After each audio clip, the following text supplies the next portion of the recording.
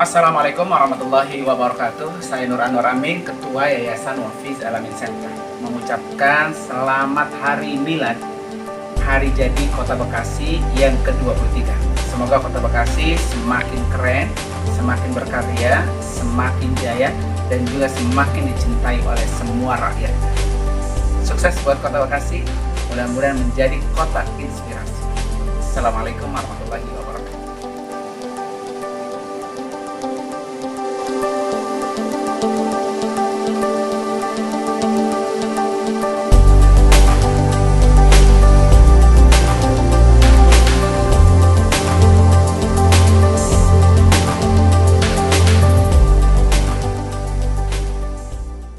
Alhamdulillah pada hari ini saya Nur Anwar Amin selaku Ketua Umum Yayasan Wafiz Alamin Center berkesempatan untuk bisa bersilaturahmi dengan Bapak nomor 2 di Kota Bekasi, yaitu Bapak Wakil Wali Kota Kota Bekasi, Bapak Haji Dr. Tri Adianto.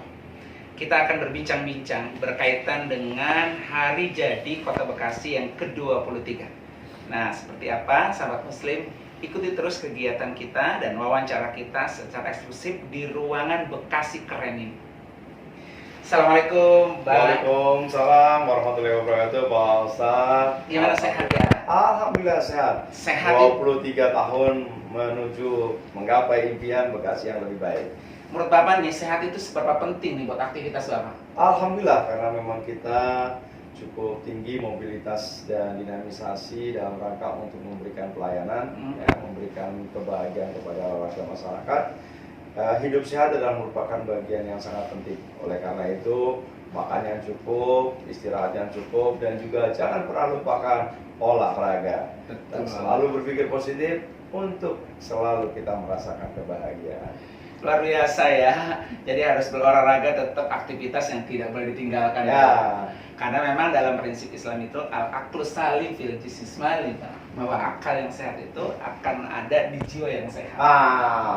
Mensana in corpore sano. Ya. Katanya begitu kata bahasa Yunani. Di dalam tubuh yang sehat terdapat jiwa yang sehat. Jiwa yang sehat. Mudah-mudahan pemikiran kita menjadi pemikiran yang positif, selalu bisa menerima, mendengarkan keluhan warga masyarakat. Tentunya pemerintah akan berpikir mencarikan solusi yang tepat di dalam rangka apa yang menjadi keinginan warga masyarakat. Amin. Baik Pak, pada hari ini nih Pak, insya Allah besok Kota Bekasi ini tepat hari jadinya yang ke-23. Tentunya saya selaku Ketua Umum Yayasan Wafiz Alamin Center mengucapkan selamat hari jadi Pak. Ya. Mudah-mudahan Bekasi tambah keren, Amin. tambah jaya, Amin. tambah berprestasi. Amin. Nah, berkaitan dengan hari jadi Kota Bekasi ini Pak, apa nih langkah atau persiapan buat hari jadi Kota Bekasi Pak? Saya kira adalah awalnya kita akan memberikan kebahagiaan kepada seluruh warga masyarakat. Ya, kemarin baru saja kita buka grid sale ya, bahwa seluruh mall, kemudian retail dan juga hotel yang ada di Kota Bekasi memberikan kesempatan ya buat masyarakat untuk bergembira dengan memberikan potongan harga minimal 23%. Nah, saya juga nunggu kalau Bekasi sampai 100 tahun kita bisa 100% diskonnya. Ya, jadi itulah bagian kalau warga masyarakat yang berKTP Bekasi pada saat nanti datang ke mall, ke hotel dan sebagainya, mereka sudah mendapatkan fasilitas juga menikmati ya 23% potongan harganya. Kemudian yang kedua juga kita memiliki satu tempat hiburan ya, permainan yang juga sudah mendunia yang namanya Trans Snow. Ya, jadi kalau di tempat lain kan harus nunggu musim dingin ada salju. Betul. Di Bekasi sepanjang tahun, sepanjang tahun ada salju hadir di Kota Bekasi. Nah, itu kita memberikan potongan harga sampai 50%. 50% ya. Jadi segera dimanfaatkan kesempatan ini ya kepada sahabat Wafiz yang kemudian akan hadir dan bermain di sana. Kemudian tanggal 15 kita ada satu event kegiatan seni dan budaya dan juga permainan rakyat yang dulu ada di Kota Bekasi. Ya, itu mulai dari pagi sampai malam. Ya. Nah, malamnya kita akan hadir band Tipex. Jadi ini gratis untuk warga masyarakat. Silakan hadir di Sumarekon banyak kesempatan untuk mendapatkan hadiah dan kegembiraan. Ya. Seluruhnya orang Bekasi. Boleh orang Bekasi, boleh orang yang Bekasi hadir boleh. ini boleh. Pokoknya ya. datang ke Datang ke Sumber sono, ikut permainannya, mudah-mudahan dapat hadiah. Kan luar biasa. Dan itu gratis. Gratis ya. Jadi ada lomba mewarnai, ada lomba menari, ada lomba baca puisi, macam-macam. Ya termasuk permainan ada egrang, ya petak umpet kayak gitu-gitulah. Ya jadi dibuat supaya menyenangkan. Ya ini adalah bagian dari proses bagaimana memberikan kebahagiaan. Kemudian kita juga ada yang namanya Bekasi Fashion Week. Ya, kita punya satu kebanggaan batik di mana kita memiliki 12 makam. Nah, batik inilah yang kemudian kita harapkan mendunia. Ya, tahun lalu kita sudah berangkat ke Moskow, kemudian ke Paris, ke Belanda dalam rangka memperkenalkan batik kita. Nah, kalau tahun kemarin hanya 5 negara yang akan hadir di dalam rangka proses Bekasi Fashion Week. Harapannya adalah tahun ini akan menjadi lebih banyak lagi pesertanya, lebih meriah lagi, dan mudah-mudahan itu tadi ya, mereka tidak saja hanya datang perancangnya tetapi juga peragawatinya. Pak Ustadz boleh lah sekali-sekali lihatlah ya. Jadi hari apa tuh Pak Fashion Week-nya nih Bu? Fashion Week-nya kurang lebih sekitar tanggal 27 Maret. Ya. Jadi bagi semua sahabat muslim, terutama juga sahabat-sahabat dari kota Bekasi dan sekitarnya yang ingin suka dengan fashion, Pak. Nah, fashion. Datanglah di Fashion Week-nya kota Bekasi ini. Kemudian nanti tanggal 2, 3, dan 4 itu akan hadir 5 negara juga yang akan mereka menampilkan ya permainan yang berasal dari negara mereka. Ya, nanti digabung dengan seni dan budaya yang ada di Kota Bekasi. Saya kira orang-orang yang berseni, Islam juga mengajarkan ya, karena membaca Quran sendiri juga harus berseni. Kalau datar aja nggak ada yang enak didengar. Iya, betul sekali. Jadi harus ada seninya, termasuk ada kasidah dan sebagainya. Itu adalah bagian seni yang mengangkat di Kota Bekasi. Nanti akan kita tampilkan barang-barang ya, mudah-mudahan ada gambang kromongnya juga ya. Mudah-mudahan juga ada palang pintunya. Nah, ini sebagai itu tadi ciri khas orang Betawi ya. Jadi ini akan kita tutup ya jalan di Sumarekon ya, jalan raya. Jadi mudah-mudahan mohon maaf ya pada tanggal 2, 3, 4 mungkin akan ada perubahan terkait dengan traffic yang ada di seputaran SMB. Tetapi mudah-mudahan ya walaupun macet, petugasnya tetap akan hadir, akan mengarahkan. Yang penting adalah kita mulai dengan niatannya untuk tertib berada di jalan. Patuhi apa yang disampaikan oleh petugas, apa yang diarahkan, mudah-mudahan selamat, tertib, lancar, hemat, dan nyaman. Luar biasa nih ya Pak, pas banget nih dengan istilah Bekasi Keren. Nah, itu apa sih Pak Bekasi Keren Pak?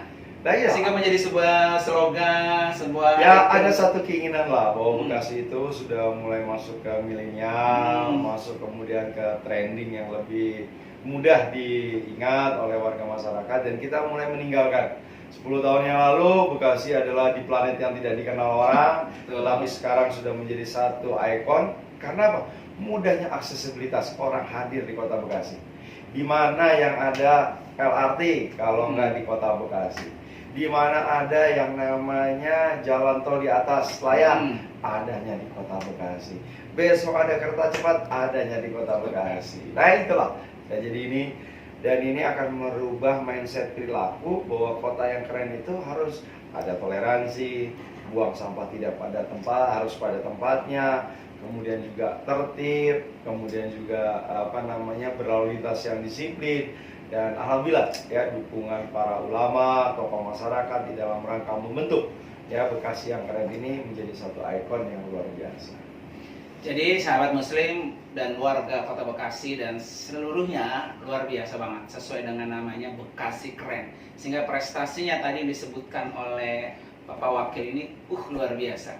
Pak, selain tadi prestasi yang saya sebut, masih ada nggak Pak nih prestasi yang betul-betul membuat Bapak puas dengan Kota Bekasi Keren ini? Kalau saya kira soal kepuasan belum, karena masih banyak impian, harapan yang ingin kita wujudkan. Ya, bagaimana kemudian pelayanan terhadap warga masyarakatnya berjalan dengan cepat, tertib, dan kemudian juga akurat. Ya, ini yang penting ya. Makanya mal-mal pelayanan publik kita terus kita upgrade ya. Kita juga ingin menjadi kota yang smart city.